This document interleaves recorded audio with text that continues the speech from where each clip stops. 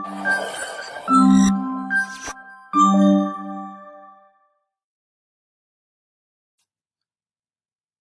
Everyone and welcome to this channel. तो आज हम लोग करने वाले हैं इलेक्ट्रिकल साइंस में हमारा अगला topic that is Ohm's law. So the current density J in a conductor depends on the electrical field intensity E। तो यहाँ पे हमारे पास एक conductor where A is the cross sectional area, L is the length of the conductor and V is the potential difference. And यहाँ पे हम लोग देख सकते हैं दैट इनसाइड द कंडक्टर हमारा I which is the current, E and J सब के सब एक ही डायरेक्शन में फ्लो करते हैं। तो यहाँ पे हमारा रिलेशन होता है which is J is directly proportional to E। अब यहाँ पे मैं पता है that E is equal to V by L होता है। So when the electric field is uniform and directed along the length of the conductor as shown in the figure, then instead of writing the vector equation which is delta V is equal to minus integral of E dot dl, we can write the scalar equation which is V is equal to EL or E is equal to V by L. And similarly we can write J is equal to I by A. अब यहाँ पे मैं देख सकता हूँ कि अगर मेरी E की वैल्यू इंक्रीज होती है एंड अगर मैं लेंथ को कांस्टेंट मान लूँ तो मेरी वोल्टेज की वैल्यू भी इंक्रीज करेगी। अब अगर मेरा वोल्टेज इंक्रीज कर रहा है तो उसकी वजह से मेरा करंट भी इंक्रीज करेगा। Now we know that J is equal to I by A and अगर मैं क्रॉस सेक्शनल एरिया को भी कांस्टेंट मान लूँ तो अगर मेरा I इंक्रीज कर रहा है तो उसकी वजह से मेरा J भी इंक्रीज करेगा। तो यहाँ से हम लोग देख सकते हैं that between E and J there is a direct relationship. तो अगर मैं E की वैल्यू इंक्रीज करता हूँ तो उससे मेरी J की वैल्यू भी इंक्रीज होती है।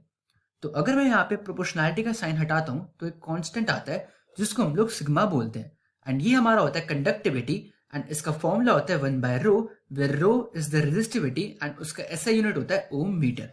सो this is the first form or the point form or the microscopic form of Ohm's law. अब हम लोग बात करते हैं about the second form of Ohm's law. तो अब हमें पता है that J is equal to sigma ही होता है। Now we know that J is equal to I by A, sigma is equal to 1 by rho and E is equal to V by L। अगर मैं इसको थोड़ा बहुत rearrange कर दूं तो मेरे पास V की वैल्यू आ जाएगी which is rho L by A into I। Now we know that rho L by A मेरा R के बराबर होता है। तो यहां से मुझे मिल जाएगा मेरा second form which is V is equal to R I।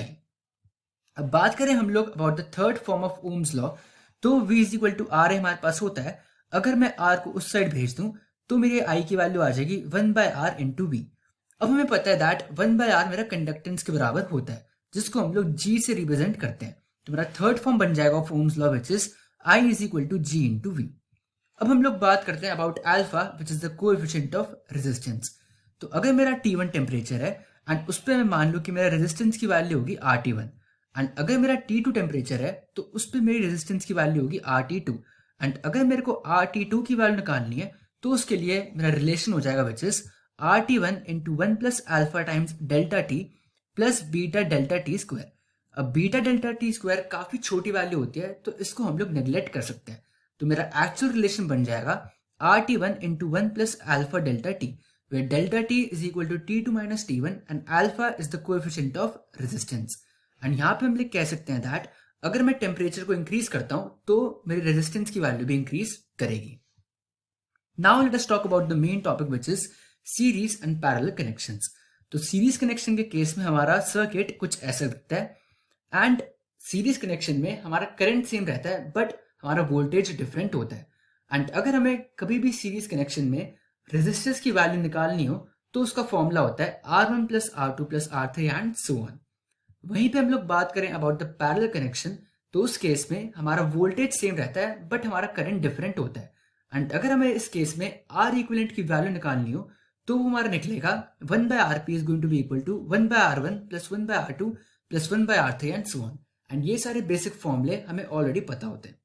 अब हम लोग कुछ देखते हैं numerical based on series and parallel connection. तो यहाँ पर है हमारे पास हमारा सर्किट एंड इसका हमें टोटल रेजिस्टेंस निकालना है बिटवीन A एंड B। तो अगर हम लोग इसमें ध्यान से देखें तो 2.5 और 3.5 तो मेरा सीरीज में ही है। इसके बाद मेरा 2 ओम 8 ओम एंड 6 ओम भी सीरीज में है एंड 7 ओम एंड 9 ओम भी मेरा सीरीज में है।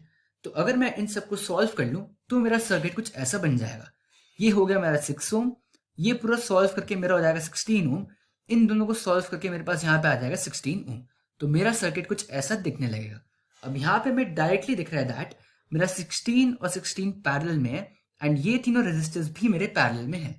तो हमारा सर्किट अब कुछ सॉल्व करने के बाद ऐसा दिखने लगेगा। तो इसको सॉल्व करने के बाद मेरी वैल्यू यहाँ पे आ जाएगी 3 ओम, एंड इन दोनों को सॉल्व करने के बाद जो कि हम लोग फॉर्मूला अप्लाई कर सकते हैं, which is R1 R2 divide by R1 plus R2 in case when two resistors are in parallel connection.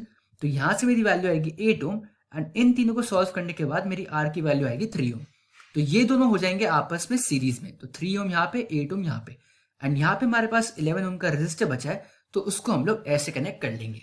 अब ये सर्किट बहुत ही सिंपल हो गया है। तो 3 और 8 वापस से हमारे सीरीज में हो जाएंगे, तो यहाँ पे आएगा 11 ओम, एंड वापस से 11 एंड 11 हमारा पैरेलल में है, तो यहां से हमारे पास फाइनल वैल्यू आएगी विच इज 5.5 ओम। अब इसी पे हम लोग एक और एग्जांपल देखते हैं। तो ऐसे सर्किट में रेजिस्टेंस कैलकुलेट करने के लिए पोटेंशियल पॉइंट्स पे ध्यान देना बहुत जरूरी है। तो यहाँ पे जैसे हमारा ए पोटेंशियल पॉइंट था, हम उसको ऐसे ही रहने देंगे। अब यहाँ पे मेरा सी पोटेंशियल पॉइंट है। अब अगर मैं यहाँ पे देखूं तो इस पर्टिकुलर पाथ में मेरा कोई भी रेजिस्टर या कोई भी as such other element connected नहीं है। तो अगर मेरा सी पोटेंशियल यहाँ पे है, तो यहां से पास होकर यहां पर भी सी पोटेंशियल ही रहेगा।